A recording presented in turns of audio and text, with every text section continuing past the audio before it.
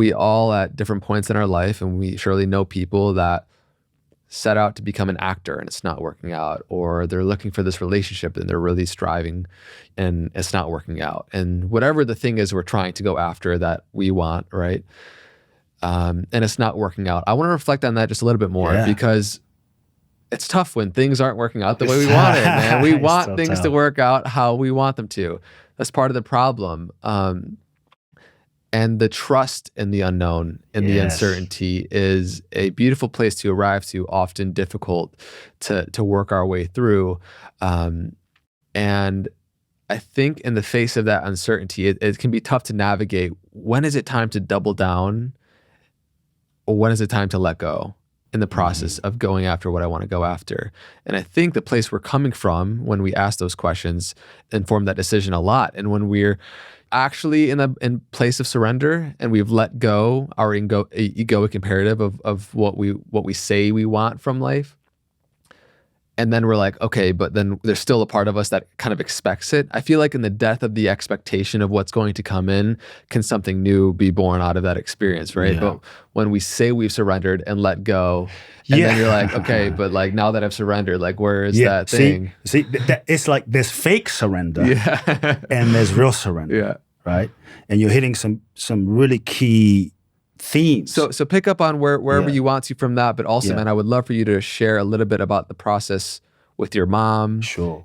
Anything that really feels true for you to share in your own journey of having to practice surrender when it's not easy. I would love to hear. Look, fake surrender and real surrender. Fake surrender is like, and we've all done this, right? Let's just bust. I've done it. We've all done it. We all do it in some ways. But this can just bust yourself forever, right? Fake surrender is like when you say, okay, I know I need to let this relationship go, as an example. I know I need to let this thing go, and there's you let it go so that it comes back to you. So I'm gonna let this go, but I really like so that they come back to me. So there still is this part of you that is attached to some version of an outcome that is still based on your identity. Whatever you manifest and create from your sense of ego identity will be limited because the ego is conditioned from past experience. So it doesn't see the totality of life. So fake surrender is when you say, okay, I'll surrender so that I can get the gold, so that XYZ happens. So there still is a kind of attachment or limited expectation in the surrender. Fake surrender. Real surrender is different. Real surrender is when you know that something needs to shift. You know that if you're honest, yes, it's terrifying, yes, it's scary, but I need to let this go.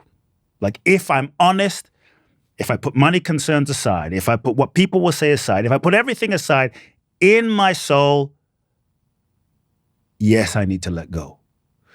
If you feel that, real surrender is the willingness to follow that impulse, to follow that directive without any future projection, analysis of what might or what may not happen when you surrender. Well, if I surrender, maybe this way. If I surrender, maybe it's like, I know I need to let go. This is the guidance I'm given. And if I'm honest and don't BS myself, yes, let go. True and real surrender is the willingness to follow that without any projection into the future of any possibility. Because what I have found is whatever you project into the future will likely be a projection of your ego mind. And that creates a certain limitation on the flow of the infinite intelligence. And many of us, because we can only see so much with the ego perception, and now we set our goals and then we get attached to the goals based on our limited ego perception. I'm going to manifest this, it's going to be that, it's going to be that, or if I surrender that. But many of us don't realize that we are trying to manifest peanuts. I really want this peanut, André. I want this peanut. This peanut's amazing. I'm going to visualize this peanut. Give me this peanut. You open my pineal gland and see this peanut. It's going to be the peanut. But we don't realize it's still a freaking peanut. And maybe like we're so attached to what we think should be and how we think things should be. This little peanut, the peanut could be a relationship. The peanut could be a career. The peanut could be a business partner. The peanut could be, the way you think your career is going to go. When life is actually trying to bless you with so much grace. Give you a peanut factory. And a buffet, right? Of a peanut factory or a buffet. But we're not open to the buffet because we're so attached to the freaking peanut, because the peanut is all that we know and all that we believe. So, look, I'm not saying it's not helpful to set a goal. Set the goal. All I'm saying is move from goal setting to soul setting. Have a shift. Open to the deeper impulse. Align with that deeper impulse. Set the goal that feels most authentic. Go 100%. Go all in with the vision. Go all in. Surrender isn't just, I just sit back, lay on the beach, meditate all day, and it's just going to show up on my doorstep. That's not how it happens, right? You go all in with what you feel is most true. This is what's most true. This is what lights me up. This is what sets me on fire. And it's not because my parents want it or my friends want it or the religion wants it. It's just, this is what is my truth in my soul. Go all in on that. But don't attach to the outcome. And don't attach to the pathway, and don't attach to how you think it's going to manifest and how you think it's going to look. Because sometimes the goal that we have, which is based on our current level of consciousness in a given moment, the goal that we have is sometimes really the cosmic carrot that takes us on a journey. The real purpose of a goal is not simply for the manifestation of the goal. The real purpose of a goal and the process of manifestation is not simply for the manifestation itself.